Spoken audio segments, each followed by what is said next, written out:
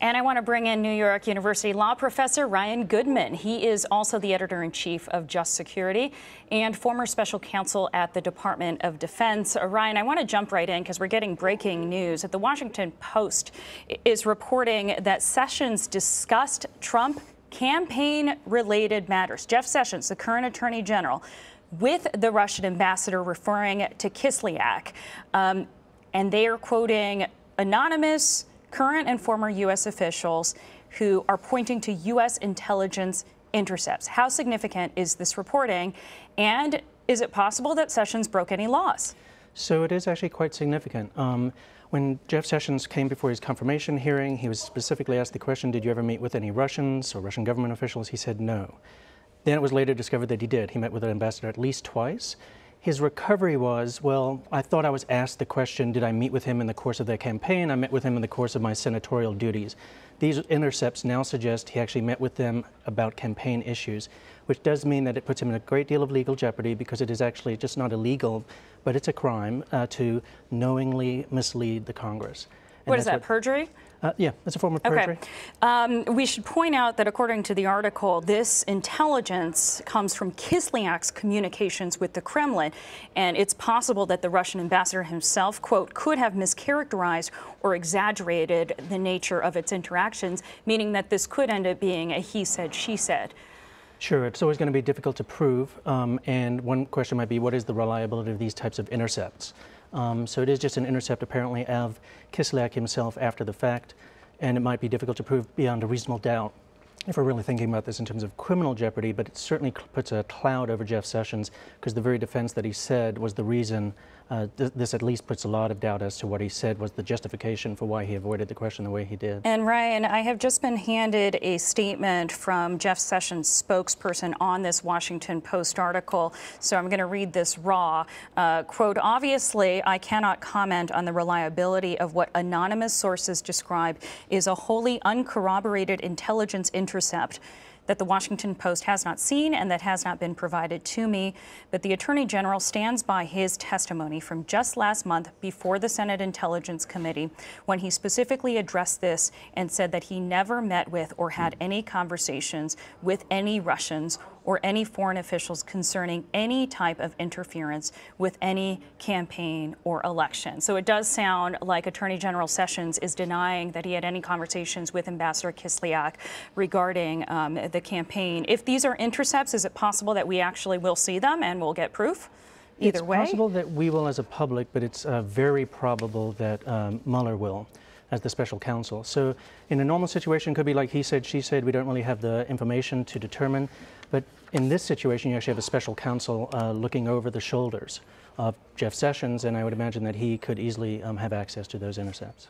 Let's talk about Mueller. He has a lot on his plate. This is just the latest, and the president warned him during that interview with the New York Times. You heard Nancy's report about that red line. They asked him whether it would be a red line if Mueller started looking into the personal finances of Trump and his family. He said, yes, that would be a violation. Does Mueller now have to look in? You know, Right. Does he now have to, you know, when somebody says don't look over here, investigators tend to look over there. Right, and it might even be that if I were Mueller, I might think there's something to look for. Yeah, Why does he not want me looking there? I actually think it's unavoidable for him to look there in the sense that it might be a different question as to whether or not Mueller could actually pursue it as a criminal investigation. Was there criminal wrongdoing in Donald Trump's finances or Paul Manafort's finances? But I think it's inevitable that he actually kind of has to look at, were these people leveraged out to Russians? Was there some kind of financial misdeed with Paul Manafort and the Ukrainians that the Russians knew about? That kind of information would go to motive. It would go to other questions that have to deal with. Because Trump says that's out of the scope. I think it's out of the scope if it had no connection to Russian interference, but the way that the intelligence community or former intelligence officials have publicly written about this and spoken about it is that that is the way in which Russian intelligence actually works quite often, is to use American businessmen who are engaged in illicit actions, and then they either use that to blackmail them, they use that to recruit them, and especially if Paul Manafort, for example, has some kinds of illicit deals with the Ukrainian political party that was aligned with the Kremlin, you could imagine that would be important to a Russian investigation. How do you really have a complete picture unless you go there?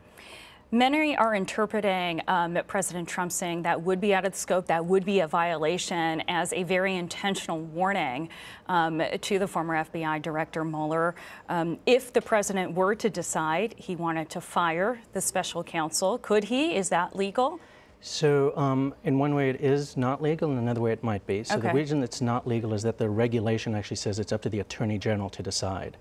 Sessions, who has recused himself. So then Rosenstein, acting in Sessions' place Okay, the during deputy the recusal. AG, Yes. Rosenstein. Right. So he could fire Mueller legally. he could, and then maybe the president could direct Rosenstein to do it. But he appointed Mueller. That's right. And it's very unlikely, and he also promised Congress that he would not do that unless there was a really genuine reason of concern, and he said he doesn't have one. Okay, so it sounds like it will not be easy for President Trump to fire Mueller unless he also fires Rosenstein. That's right. So people are already talking about who would be the next person that would succeed Rosenstein in that position. All right, let's talk about these other storylines that came out in the two major national papers today, Washington Post and New York Times, both reporting from, again, anonymous sources that President Trump's legal team is actually trying to undercut Mueller and his team by digging up dirt on them. They also said that his advisors are exploring the president's pardoning power. One of the president's lawyers, Jay Sekulow, told CBS News that pardons are not being discussed and are not on the table, and it's not surprising that they would deny that. But what would it look like if the president did try to pardon someone in his family or even himself, if that is what needs to be done at the end of this investigation? Right, right. So he could pardon people even before they come under investigation. But it would raise a huge political firestorm, I think, if you try to do that, especially because he himself might be implicated in the case. It would be Nixonian. Yes, it would. And there's even the Justice Department has an opinion that says a president may not pardon themselves. So he would be in uncharted territory, but in some ways it's not unfamiliar to Donald Trump to be in uncharted territories, but I think that would create a firestorm. So we've been talking about the shakeup at the communications team, but we haven't talked yet about the shakeup in Trump's legal team. Mark Kasowitz is out as Mr. Trump's personal attorney. Kasowitz's spokesman has also resigned, and now there are Ty Cobb, Jay Sekulow, and John Dowd as the sort of three principals in responding and reacting to this Russia investigation. What does that shakeup tell you about how the president is handling the Russia investigation? So at one level, it might mean that the president seems to tend to blame others for a bad message, but he maybe just has a bad message to carry. On the other hand, Kasowitz is not a great fit for the team. He's a civil litigator from New York, and Dowd instead is a criminal defense attorney from D.C. and has interacted with the Justice Department over many years. So if I were to kind of pick my ideal team, I would actually set up the current team with Dowd at the head, and maybe Kasowitz either out or have a much lower role in the entire team in terms of his legal defense. All right, so it makes sense. Nothing else should necessarily be read into that. Well, it's a shakeup. So it means that he's trying to recalibrate. He must have a sense that things are not going well for him, and they don't seem to be going well for him in terms of at least public relations surrounding how his legal defense is working, at least in terms of in the media. Ryan Goodman, thanks a lot for your insights. Thank you so much.